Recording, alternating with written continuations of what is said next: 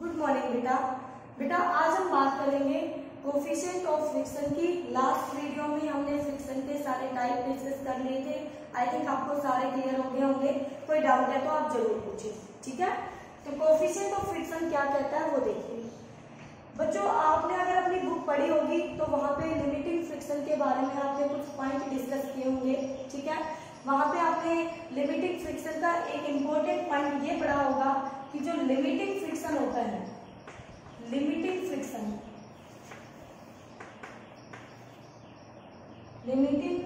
Friction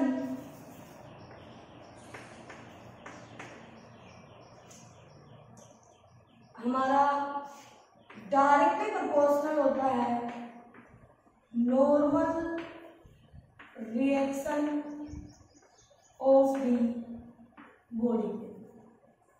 मतलब यहाँ देखिए, ये हमारे पास एक सरफेस है। इस सरफेस पर हमने दो ब्लॉक रखे हुए हैं। इस ब्लॉक का मास 2m है, इसका m है, ठीक है। इस बॉडी का mg 2mg नीचे, इसका mg नीचे, आपको पता है। इसका नॉर्मल रिएक्शन नॉर्मली ऊपर, नॉर्मली ये, ठीक है, सरफेस के नॉर्मली। ओके, अब ये बॉडी अप्लाइड फोर्स है।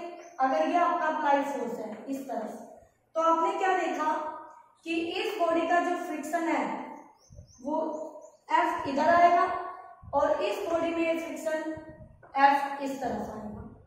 यहाँ 1 नाम दे देते हैं तो यहाँ 2 नाम दे देते हैं। तो सारे पैरामीटर्स ये 1, ये 2, ये 1, ये 2, अप्लाइड फोर्स सेम रखें, ठीक है। तो हमने जितना फोर्स यहाँ दिया उतना ही फोर्स यहाँ लगाया। ये चल पड़ी, ये नहीं चल पड़ी, तो ऐसा क्या हुआ?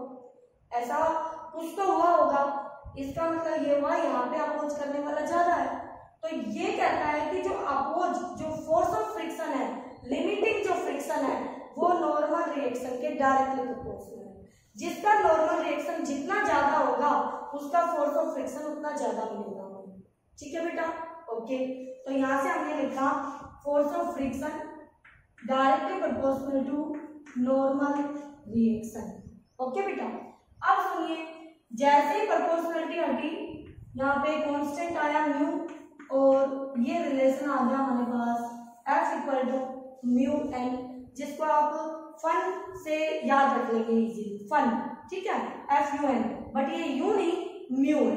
ओके, अब कोई आपसे ये पूछे कि यहाँ पे F कौन सा लेना, कौन सा F लेना? 3 फ्रिक्शन पढ़े हमने, स्टैटिक ले, लिमिटिंग ले कि काइनेटिक ले, कौन सा फ्रिक्शन ले? तो बेटा जी, अगर ये हमारा कोएफिशिएंट स्टैटिक फ्रिक्शन का है S, तो यहाँ पे कौन सा फ्रिक्शन आना चाहिए? अब काइनेटिक तो आएगा नहीं क्योंकि ये म्यू S है।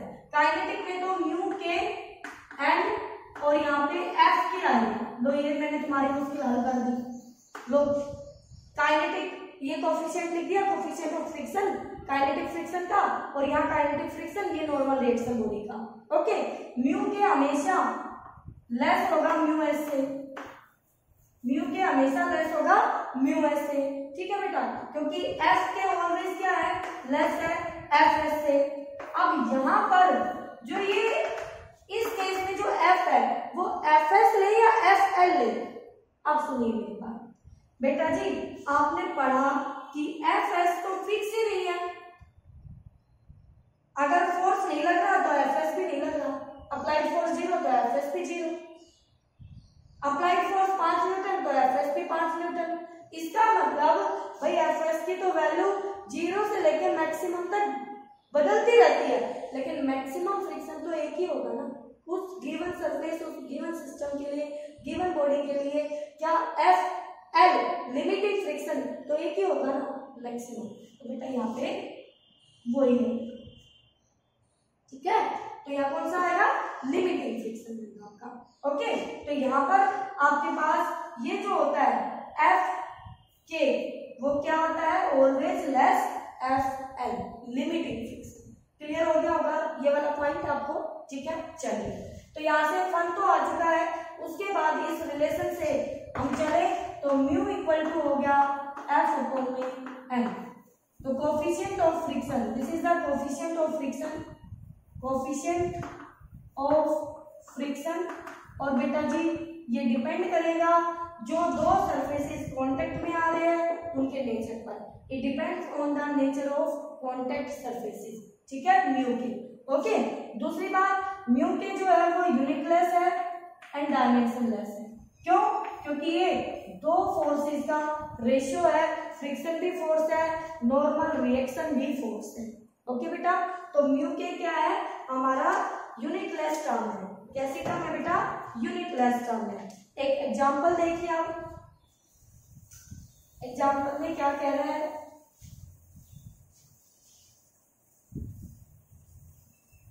यहां पर दिया है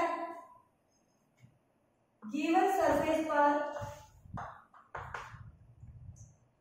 एक ब्लॉक है 5 kg का, ठीक है, ये आपका गिवन सरफेस है और अप्लाइड फोर्स है उस पर 40 न्यूटन, ठीक है, और उसका अपोजिंग फोर्स है 10 Newton, force of friction 10 Newton है। तो कहता है फाइंड आउट कीजिए उस बॉडी का एक्सेलरेशन एंड नॉर्मल रिएक्शन, उस बॉडी का एक्सेलरेशन एंड नॉर्मल रिएक्शन। तो ठीक है, देखिए कैसे फाइंड आउट करेंगे, शुरू करें बेटा। सबसे पहले जो एक्सेलरेशन आता है किसी भी बॉडी में, एक्सेलरेशन आएगा ड्यू टू एफ नेट, जो बॉडी पर एफ नेट होगा, तो एफ नेट फाइंड आउट कर लीजिए। एफ नेट कितना होगा बॉडी पे, इधर 40 न्यूटन, इधर 10 न्यूटन, 10 न्यूटन तो उसका अपोज करेगा, तो 40 में से 10 चला जाएगा, तो 30 न्यूटन क्या आ गया नेट फोर्स जो इस बॉडी में एक्सेलरेशन लेके आएगा। ओके, अब हमारे पास F इक्वल टू होता है मास, F है 30 न्यूटन, मास है 5, ए आ जाएगा मेरा 6 मीटर पर सेकेंड स्क्वायर। बोलो बेटा। अब एक टर्म और दी हुई है म्यू, इस सरफेस के लिए म्यू दिया हुआ है 0.2, म्यू कितना दिया है 0.2। ओके, तो यहां से m निकालना है, तो फॉर्मूला है फन F equal to mu N. बोलो बेटा, F equal to mu N, F force of friction जो कि 10 न्यूटन है, ठीक है, म्यू 0.2, एन हमें निकालना है, तो एन कितना आ गया यहाँ से 10 बाई 0.2, इसका आप लिख सकते हैं 10 इंटू 10 बाई 2, तो ये आ गया एन इक्वल टू 50 न्यूटन। बोलो बेटा, एन कितना आ गया 50 न्यूटन, ठीक है। आप यहाँ से भी निकाल सकते थे बॉडी का एम जी, नीचे एम जी कितना है 5, जी कितना है 10, 50 न्यूटन, तो नॉर्मल रिएक्शन है इसके, नॉर्मली ये तो बॉडी चल नहीं रही, वाई डायरेक्शन में तो नहीं चल रही ना, तो एन इक्वल टू सीधा 50 न्यूटन। अगर आपको म्यू नहीं दिया होता तो आप यहाँ से ऐसे निकाल लेते, म्यू दिया है तो आपके पास ये वाला मेथड है। ओके बेटा, चलिए अब है हमारे पास जो नेक्स्ट टर्म आती है यहाँ पर, उसकी हम बात करेंगे बेटा, तो ध्यान से देखिएगा।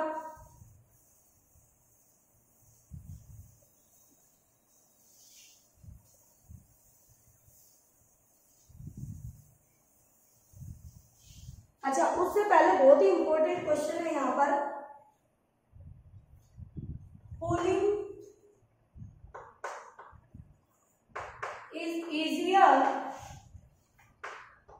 than to pushing a body, एक बॉडी को पुल करना इजी है पुश करने से। देखिए कैसे, चलिए दोनों सिचुएशन ले लेते हैं। ये सरफेस है